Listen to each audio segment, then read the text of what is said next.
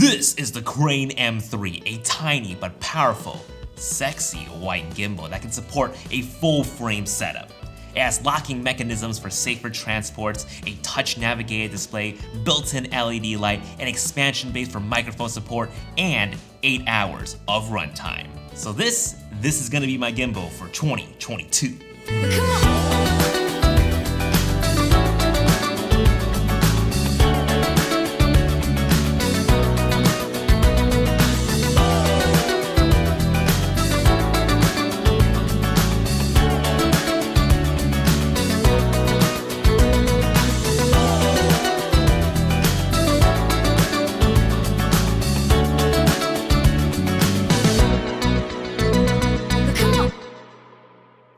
I love this. This is small, this is light, this fits in my backpack, it's not an awkward shape, and it supports my favorite Sony full-frame setups. Ever since my travels to South Korea spring of this year, I'm like, I don't want to bring another standard size gimbal with me anymore.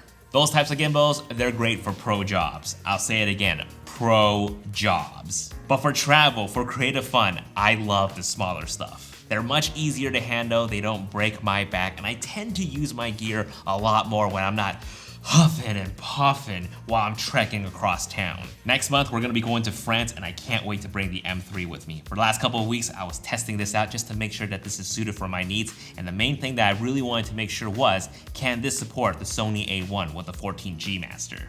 And spoilers? It kinda can.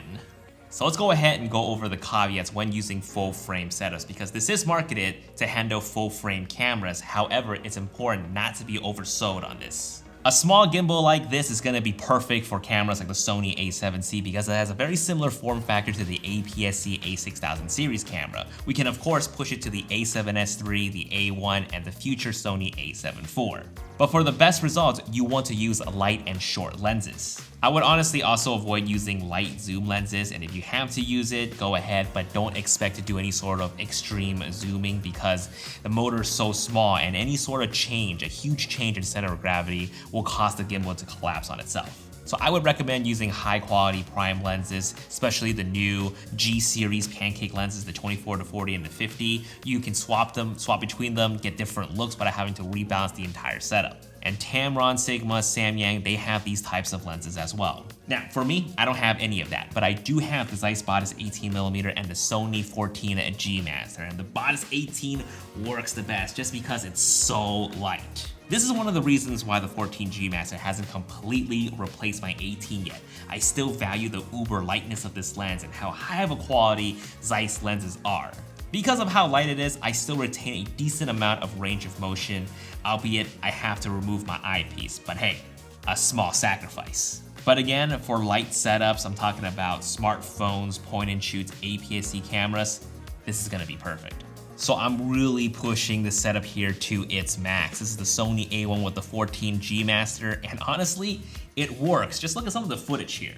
So of course the range of motion is going to be limited even with the eyepiece off right now. This top part of the motor right here is skinning the top of the camera just a little bit. And moving like this, I am hitting parts of the gimbal, but that's okay. I know I'm pushing it, I know the limitations, but I'm still getting the results that I want. The way that I use it, honestly, I just need a few good seconds shooting in high frame rate so I can slow it down in post, and I don't do extreme crazy movements. I love the basic, subtle, but powerful slow movement shots. And I'm totally cool throwing in warp stabilizer if I have to, if I need to. I haven't done too much of these clips yet. However, I've been using the new M1 MacBook Pro Max and it stabilizes extremely quickly in Final Cut Pro 10. I think a lot of people tend to demand gimbal reviews to turn off IBIS and to not shoot in slow motion and don't even bother using warp stabilization, and I totally get it. You know, for gimbal reviews, you want to see how strong the motors are and how reliable the gimbal is. But in a real world situation, I mean, if you saw a clip that's a little shaky, wouldn't you throw on a warp stabilization? And there's nothing wrong with shooting in slow motion, right? It just gives us more flexibility in post to manipulate the length of our clip. All I'm saying is these are all tools at our fingertips that we can use, so why not use it, right? If I want to shoot in slow motion, I'm gonna do it. If I need to throw in a warp stabilizer, I will do it. I'd much rather do that than to carry around a bigger setup.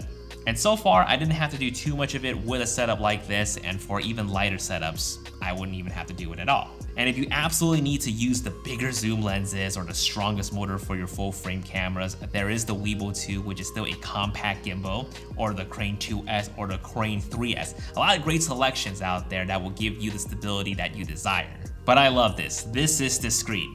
Well, it's a little too sexy to be discreet, but it's less intimidating, right? It doesn't scream professional, yet I'm getting away with pro results. So let's go ahead and move on to some of the other user experience features. We have the locking mechanisms to protect our axes during transport, and when I'm temporarily not using it, I don't have to put it back into my backpack. I can just lock it up like this and hold the setup as I'm walking around. And I do this all the time just because then I'll be ready to shoot again if I need to quickly set this up. Or if we're just resting, I can just easily set this down with its wide tripod feet right here. But if I really need to fold it back into my backpack, I just need to slide down the horizontal axis. That way, it won't take me too long to rebalance when I'm ready for it again.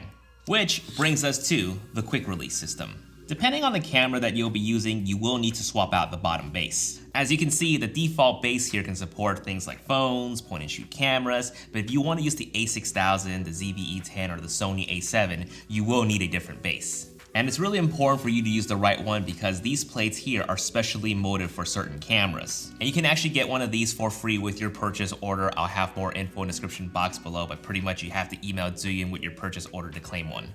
Now, I really wish this has Arc-to-Swiss support just because it would just open up a lot more adaptability. This is the Peak Design square plate that fits with the Arc-to-Swiss system. And because the Arc-to-Swiss system is sorta kinda universal, it'd be nice if I can use it to mount it onto the M3 right here and then take it off, put it onto my capture clip on my Peak Design, or use with a tripod that has Arc-to-Swiss support. The width here just looks pretty similar. I think they can do it, so maybe Crane M4, maybe? But that's the slight minor hiccup right here. If you want to use this with a different support system, like a tripod that uses a different plate or a slider or whatever, you're gonna have to unscrew this and put the necessary plates mounted onto the support. Anyway, this has touch navigated control, a little different from what they had in the M2, which makes this gimbal here a little bit more modern. And like most modern gimbals these days, this has auto calibration, so it checks the weight of your setup to use the most optimized motor settings. You can also change the speed of your follow, your joystick, and your deadband as well. And you can also check the balance of your setup to see which motor is getting stressed out so you can fine tune your balance a little bit more. Now, there are a couple of new things that are introducing into this gimbal, and we'll start off with the built-in LED light first because this is just built into the gimbal, so it doesn't matter which package you're getting, the most basic package is going to get this built-in LED light. Is it a gimmick? Maybe, maybe not. But I appreciate that they went all out on this. You can actually change the brightness of the light and the Kelvin of the light to match the settings, and it also comes with magnetic filters as well. Now, I don't know how much of the light would actually affect the battery life of the gimbal, but Zhiyun says this has 8 hours of runtime, and I'm gonna go ahead and safely assume that that means with the light turned off. This is something that I'll probably use very, very sparingly, but hey, it's nice that it's built into the gimbal. And it also doesn't look like it takes up too much space. It almost feels like it's integrated naturally. But either way, this has a 12-watt power delivery fast charge, so it only takes 2 hours to charge to full, and this can be used while it's charging. Personally for me, I charge all of my gear overnight, so I'm guesstimating this is gonna give me a reasonable 4 to 6 hours of runtime just because I am stressing the motor with this setup right here. The second thing that they're introducing that only comes with the Pro Kit is the optional expansion base for mic support, which takes in a 1/4 inch plug. And you would mount this little device right here on the bottom and connect the provided mic cable here on the top to have the camera receive signal from the mic. Yes, the shotgun mic and this cable that's very long is included in this Pro Kit. Hello and welcome to the 6 p.m. evening news with Cantina Brockman.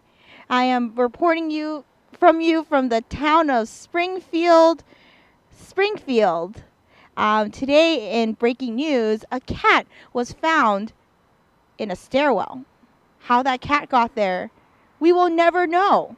Now back to you. I can just keep turning the light on and off on you. That's a good test though.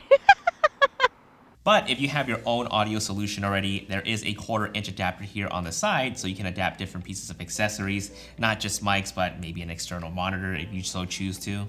Okay, so price. There are 3 different kinds of kits that you can get. For the standard kit, which is just the gimbal itself, the mini tripod legs, the filters for the lights, the foam carrying case, and the necessary cables, that's gonna be $370. The mid tier is gonna be $450. This is called the combo kit. You will get everything that is above, but also a white carrying bag, a stronger tripod grip, and this one actually includes a phone mount. So the standard kit doesn't come with a phone mount for whatever reason, but that's something that you can easily pick up on your own and save a little bit of money, just get the standard kit.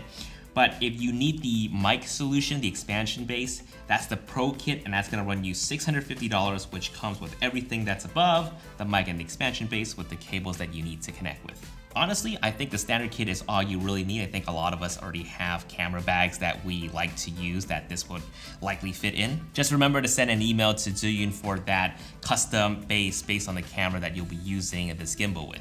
Now, I would only recommend the Pro kit if you have specific intentions for the mic expansion base with the mic. Otherwise, you can save a lot of money just getting the standard kit right here. Guys, thank you so much for watching. If you guys enjoyed the video, you found it helpful, and you want to support the channel, all you have to do is just stick around and listen to what my sponsor Squarespace has to say. Squarespace is an all-in-one platform to create beautiful websites. No coding knowledge whatsoever. Perfect for people like me because I just want to make YouTube videos for you guys and not have to worry about coding my entire website. Simply just select one of their templates to get started.